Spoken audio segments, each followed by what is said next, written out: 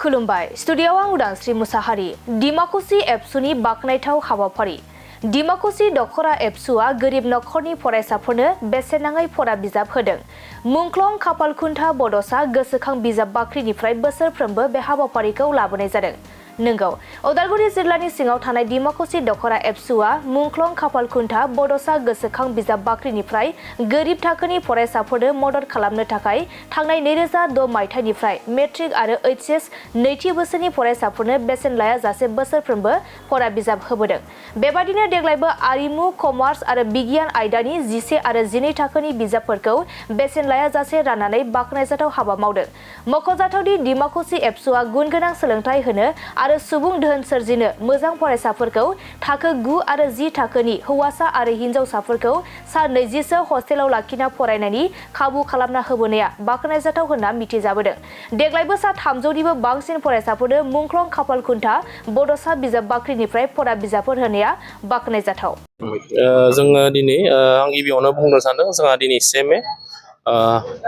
बड'फा उपेन्द्रनाथ ब्रह्मनि थैनाय सान 36थि थैनाय सान जों फालिनायजों लोब्बा लाखिनानै जोङो डिमाकुसि दखरा दुलाराय बर' फरायसाफोरा नैबे समाव मोनसे हाई सेकेन्डारि लेभेलाव एचएस सेकेन्ड इयार आरो फार्स्ट इयारनि थाखाय जोङो बिजाब रानदों आरो जोङो बे बिजाब राननाया बड मिडियाम एसामिस इंलिश बर' जों मोनथाम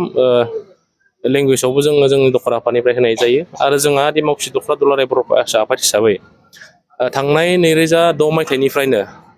बिथां मुंख्लं खाफाल बड'सानि नामाव जोङो बिजाब बाख्रिखौ लाखिनाय जादों आरो बेबायदि लेखायैनो जों दिनै 2022 मायथाइयाव जोङो हाई सेकेन्डारियाव जोङो 150 स्टुडेन्टनो एबा फरायसाफोरनाव जों अलरेडि जों राननाय जाबाय आरो दिनैहाय जोङो जायफ्रा मेट्रिक होखांनानै जायफ्रा फार्स्ट इयार एबा हाई सेकेन्डारियाव एग्जाम एडमिसन लागोन बिथांमोननोखौ जों 150 जोङो फर्मखौ होनाय जादों आरो जों दिनै बेजों लानानै जोङो फर्मेलिटिस जोंनि नेमखान्थि बायदियै जों दिनै हाबाफारि जोङो बिजाबखौ जोङो रानदों आरो जोंहा बेखेवगिरि आलासि हिसाबै जोंनि डिमाकुसि सेक्रा शंकरदेब मिसन सेकेन्डारि स्कुलनि आजिरा मोननाय गोरायुं सार मिदिनि बर' मुसाहारि बिथांखौ जों हांख्रायदों आरो बिथाङा दिनै जोंनि हांख्रायनाय लेखायै बिथाङा बिथांमोननो मोजाङै मोजां राननानै होबाय आरो बेखेवना होबाय। जोङो डिमाकुसि दखरा दुलाराय बर' फरायसा आफादा बेखौनो जोङो मिसन एबा जों थांखि लादोंदि जाहाथे जोंनि डिमाकुसि हालामा मोनसे जोंनि रुरेल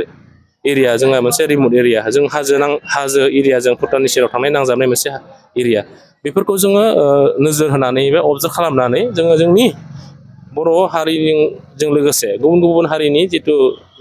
गोरिब न'खरनिखौ जोङो नायनानै जोङो बिजाबखौ जों होनाय जायो।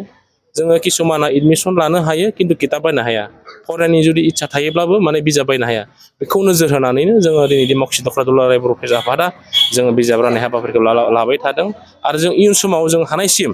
जोंनि दखरा आफादा जों होलांबाय थागोन बेखौ जों फोरमायथिदों जाहाथे जोंनि फैबाय थानाय इयुन जेनेरेसन एबा जोंनि फरायसाफोरा जाहाथे जोंनि गावनि थांखि आरो नोजोरजों गावनि जिउखौ एबा केरियारखौ फरायनायजों उथ्रिसार खालामनानै जोंनि